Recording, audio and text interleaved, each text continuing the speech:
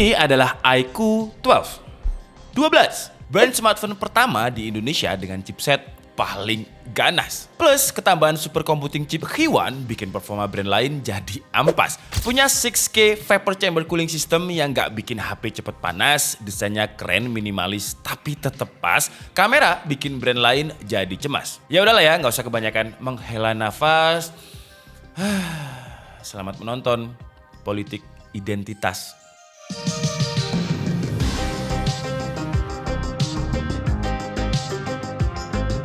Ya, jadi ini adalah iQOO 12. Brand yang selalu bikin kejutan, entah itu dari harganya, gebrakannya, dan juga fiturnya. Gebrakannya, si iQOO 12 ini adalah brand smartphone pertama yang mengusung Snapdragon 8 Gen 3. Ditambahin lagi pakai supercomputing chip Q1 yang diklaim main game bisa nambah FPS. RAM-nya 16GB LPDDR5X, gila kenceng. Storage-nya UFS 4.0 512GB.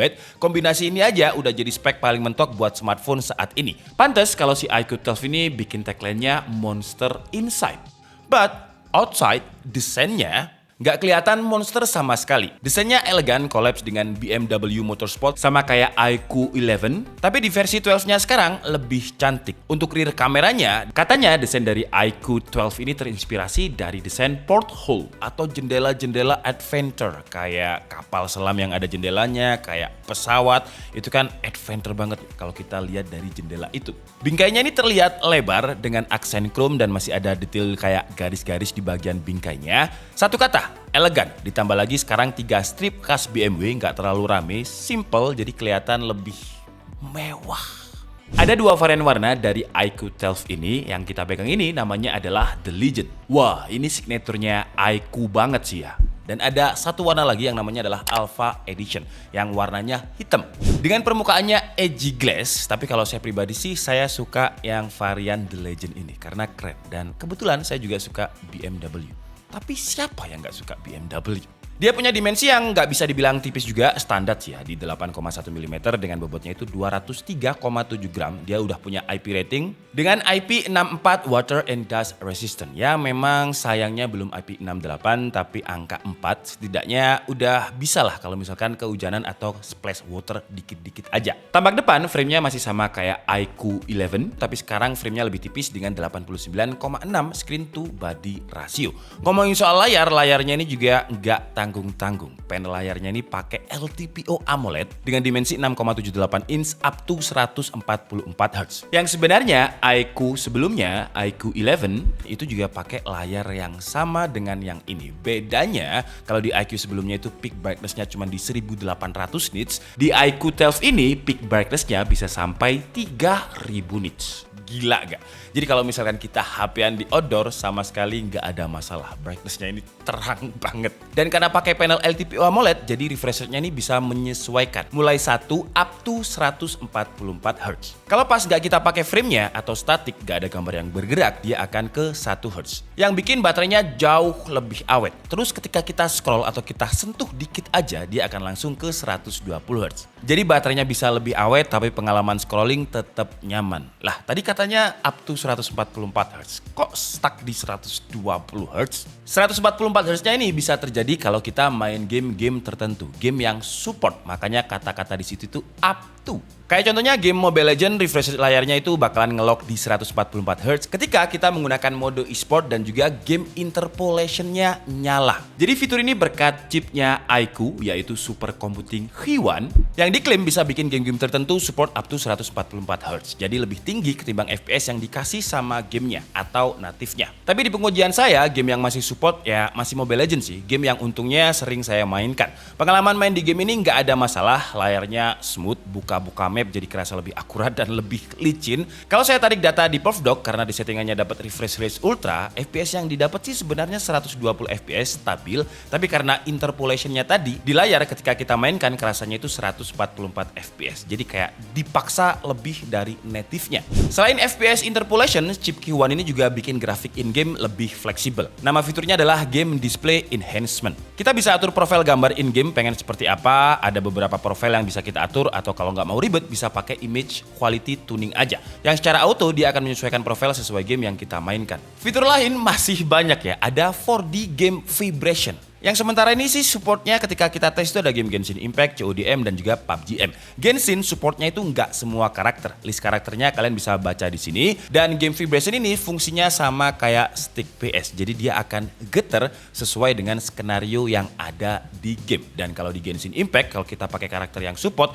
ketika kita ulti, vibrationnya itu akan getar. Jadi experience main itu akan kerasa lebih nyaman aja, lebih real. Adrenalin juga jadi lebih dapet. Ngomongin for di game vibration ini sebenarnya juga nyambung ke haptic feedbacknya. Karena si iQOO 12 ini udah pakai X-Axis linear motor yang lebih gede, makanya bisa 4D game vibration. Dan kalau misalkan kita ngetik, feel-nya ya kayak flagship, udah tactile. Terus juga ada motion control yang memanfaatkan hardware Jaru dari HP ini, jadi kita bisa main game tanpa mencet tombolnya. Kita tinggal mapping aja, kalau HP detail ke kiri bakal nekan tombol apa, kanan apa, horizontal apa, dan lain-lain. Jadi kalau misalkan kita main game racing dan kita males pencet-pencet, tinggal di tilting kanan kiri atau atas bawah, dan itu kita bisa mapping semua loh tombolnya. Ada juga game super touch control yang kata iQOO bisa bikin touch controlnya lebih responsif, nggak delay. Pengalaman saya aktifin touch control dengan main game real drum sih enak ya, nggak ada delay, inputnya bener-bener kayak real time. Selain itu juga ada beberapa fitur in game ya layaknya HP gaming kayak voice changer, background call, dan kita juga bisa atur modenya. Ada battery safe mode, balance, dan juga monster. Kalau gamenya bukan Genshin Impact kayak game Zuma atau Subway Surf ya saran saya di balance aja lah ya biar nggak habis-habisin baterai. Tapi pas kita ngetes performa, kita itu masuk ke mode monster untuk tahu seberapa optimal Snapdragon 8 Gen 3 di iQOO 12 ini. Dan hasilnya di Antutu, wah gila ini kenceng sih ya. Skor Antutunya itu 2,1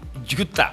Stability-nya juga lebih bagus ketimbang Snapdragon 8 Gen 2. Di CPU throttle kita tes 30 menit aman aja, skornya nggak throttle, nggak ada yang di bawah 80%. Stability di driver 3D Mark, biasanya kalau Snapdragon 8 Gen 2 yang pernah saya tes itu stability-nya skornya di 70% lah. Tapi sekarang Snapdragon 8 Gen 3 di settingannya iQOO 12 ini naik jadi 80%. Jadi ada peningkatan performa tapi juga nggak cepet panas. Lanjut kalau untuk Geekbench 6-nya single core itu dia dapat 2179, multicore-nya di 6705. Dan kalau sukanya main game terberat di Android, Genshin Impact super aman. Di settingan grafik medium dia bisa stabil di 60-an FPS. FPS terendahnya itu cuma di sekitar 59. Itu pun jarang banget dropnya kalau kita lihat dari chart berikut ini. Untuk PUBG dia kebukanya smooth ekstrim dan aman sih ya, stabil di 90 FPS, gak ada yang namanya drop FPS. CODM bahkan bisa 120 FPS dengan aman-aman aja. Nggak ada masalah di tes game ini. Kalau kita lihat di chartnya beberapa game tadi, nggak ada yang FPS-nya itu fluktuatif kayak Crypto. Paling sekali, dua kali gitu aja.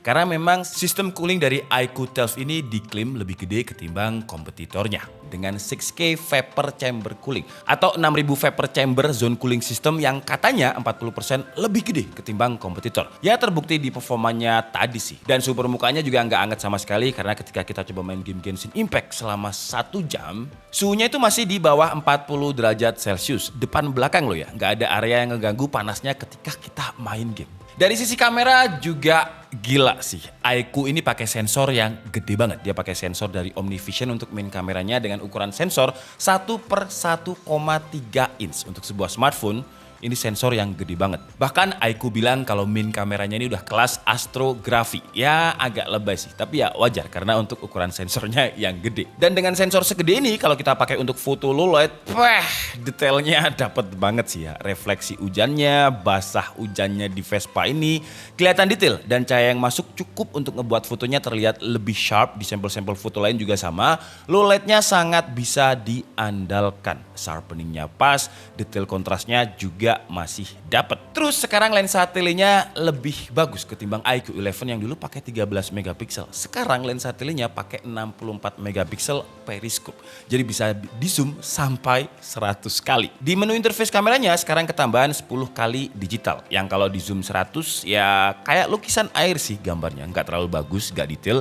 Yang masih make sense itu kalau kita zoom di 30 kali lah. Detailnya masih dapat, nggak pixelated. Kalau udah zoom 50 ke atas, wah makin pixelated. Lensa ultrawide-nya juga upgrade. Kalau di iQOO yang dulu cuma 8 megapiksel, sekarang 50 megapiksel. Jadi untuk konfigurasi kameranya itu bener-bener Gak ada gimmick. Hasil ultrawide-nya menurut saya lebih bagus ya ketimbang iQOO 11. Di kondisi low light aja gak terlalu kelihatan perbedaan hasil warnanya. Bisa konsisten antara ultrawide dan juga wide-nya. Oh ya, di interface kameranya ini mirip-mirip sama Vivo ya karena memang OS-nya sama sih ya. Dan di default kameranya kita bisa pilih 3 pilihan profile. Jadi ada vivid, tekstur, dan natural. Sesuai dengan namanya, profile vivid akan bikin brightness-nya lebih terang, tekstur akan bikin vignette kayak ditambah dan kontrasnya lebih diangkat. Kalau natural warnanya mendekati warna aslinya. Terus juga ada super macro system yang bikin foto-foto objek kecil jadi kelihatan lebih menarik, mirip portrait, cuman dia bisa fokus ke objek yang lebih dekat. Kalau untuk portrait, aman sih, gak ada masalah. Kita mau point shoot, gak usah lock exposure, itu masih aman. Bokehnya bagus dan dia ada beberapa style portrait yang bisa kita pilih sesuai dengan yang kita mau. Tapi kalau saya pribadi ya sukanya yang natural sih. Menu menarik lain di kamera ada astro kamera yang bikin gambar gelap jadi lebih stunning, terutama kalau ada langitnya. Langitnya ini jadi kayak langsung detail, HDR-nya dapat di kondisi low light. Cuman sayangnya di Malang sekarang lagi musim hujan, mendung terus. Ini aja sekarang hujan, jadi kalau ada suara hujan ya tolong dimaafkan ya. Dan karena hujan jadi saya nggak bisa foto bintang dan juga foto bulan.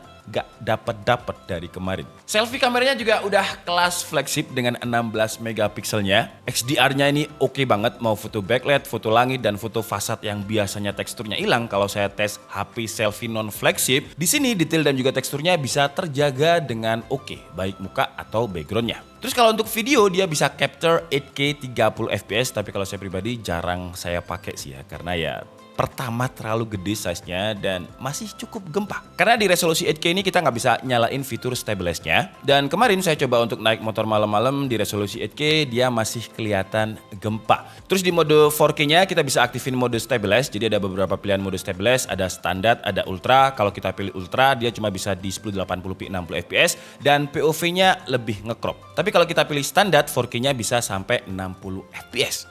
Oke, jadi inilah kualitas kamera depannya di resolusi 1080 30 fps kalau low light ya. Dan kalau di layarnya di sini ada noise, cuman masih detail muka saya masih oke, dan di belakang itu ada Tomo. Emang agak ngeblur ya. Jadi kita sekarang itu lagi ada di, kalau buat orang yang Malang pasti tahu lah. Komen aja di mana, pastinya tahu lah ya kita ada di mana. Dan kalau misalkan kita gunakan untuk jalan di kondisi low light, wow, masih ada jitternya, masih ada gempanya. Dan kalau misalkan saya agak lari misalnya, kayak gini, wah, itu tadi ada lonjakan. Masih cukup stabil, masih oke, tapi ya ada jitter-jitternya gitu. Terus kalau misalkan saya gerakin kayak gini, masih oke, nggak terlalu jelly. Jadi muka saya itu masih fokus, tapi bagian belakangnya emang ada kayak semacam motion blur. Aduh, pusing lama-lama tapi ya. Oke, kayak gini. Dan kalau misalkan membelakangi cahaya ketika low light, masih dapat ya teksturnya. Tuh, tulisan di belakang masih kelihatan. Jam buka bengkel. Dan sayangnya kalau misalkan kita pakai video, karena video itu nggak bisa langsung software enhancement kayak foto, jadi bagian fasad itu nggak kelihatan ya. Di situ harusnya ada tembok putih, tapi nggak kelihatan, jadi kayak nyatu sama langitnya. Dan kondisi langitnya sebenarnya mendung, jadi nggak terlalu menyatu dengan langit putih dengan fasadnya. Oh, dan ternyata itu ada pilihan focal enhancement di bagian pojok kalau misalkan kita lagi record ya. Dan sekalian aja ini perbandingan kalau misalkan focal enhancement-nya saya aktifkan.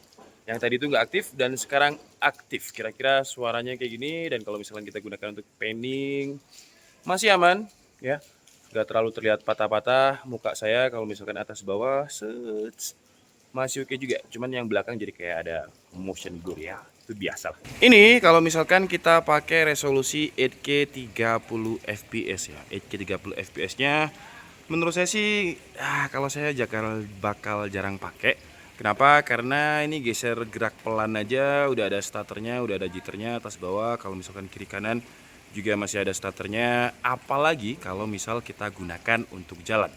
Nah, untuk jalan masih ada gempanya lumayan. Tapi kalau untuk objek-objek detail kayak gini sih masih oke ya. Tuh. Dan autofokusnya juga cepet. Jadi kalau 8K ya saran saya harus pakai stabilizer, harus pakai tripod, biar nggak terlalu banyak gerakan. Kalau untuk autofocus sih nggak ada masalah di 8K-nya nih. Cepat banget autofokusnya. Cuman ya gerak-geraknya tadi. Dan kalau misalkan kita pas record video ini, kita bisa aktifkan fitur vocal enhancements yang bakalan bikin suara saya lebih terdengar jelas. Jadi suara angin, suara hujan tuh. Detail-detail hujan gerimisnya masih kelihatan. Gila, autofokusnya cepat banget ya. Padahal cuma telunjuk nih. Oke, sekarang kita coba di 4K 60 fps. Nah, kalau yang paling ideal sih menurut saya yang 4K 60 fps ini ya.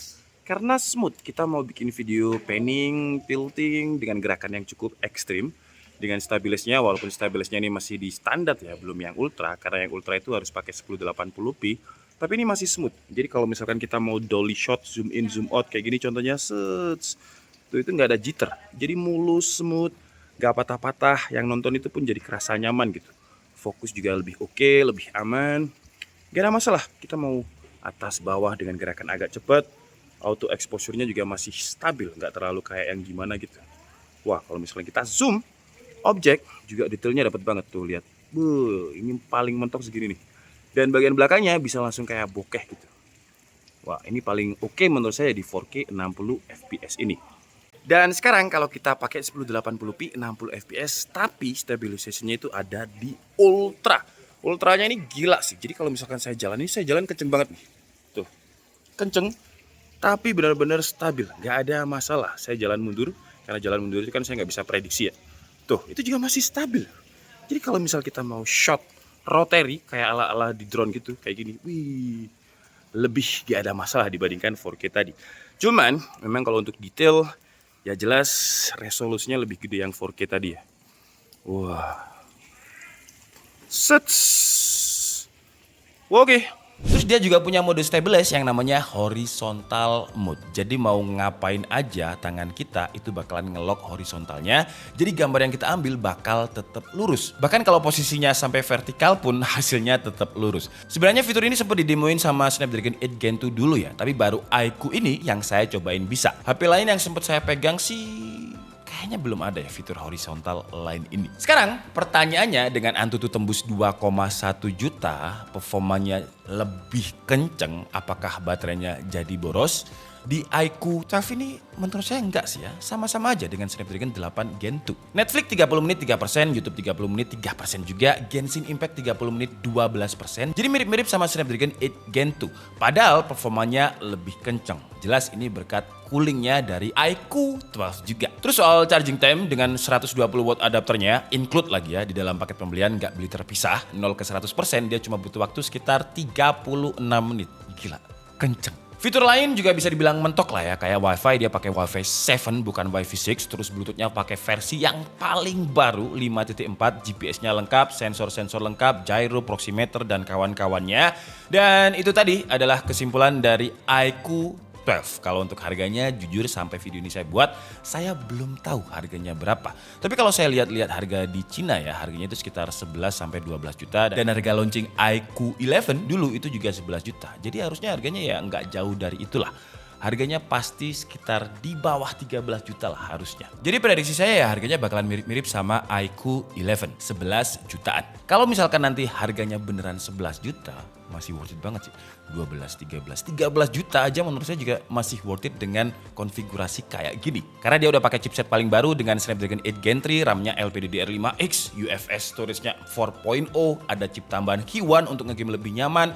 Coolingnya juga sekarang lebih luas 40% dibandingkan kompetitor. Sesuai dengan tagline-nya lah, Monster Insight. Kameranya juga bagus dengan sensor OmniVision yang gede, 64 megapiksel periscope, ultrawide-nya 50 megapiksel. Upgrade yang sangat lumayan dari iQOO 12. Charging time-nya juga cepet 35 menit aja dan panel layarnya pakai LTPO AMOLED. Ini kalau saya log di sini, nah kalian bisa lihat. Nah, itu cuma 1 Hz aja yang bikin baterainya jelas lebih awet. Kalau untuk kekurangannya sih, untuk flagship IP ratingnya ini masih IP64, terus juga nggak ada reverse wireless charging. Untungnya udah 120 watt ya, jadi ngecas pakai adapter bawaannya bisa lebih cepat. Overall good job sih iQOO untuk bersaing dengan pasar di Indo dengan ngasih spek yang nggak nanggung. Semuanya all rounder dengan harga yang sangat-sangat bersaing. Apalagi desainnya kalau cowok pasti suka banget nih dengan 3 strip ini. Selain Adidas, 3 strip ini juga disukai sama cowok-cowok. Keren sih ini. Saya Andika Setiabudi and see you on the next video. Bye-bye.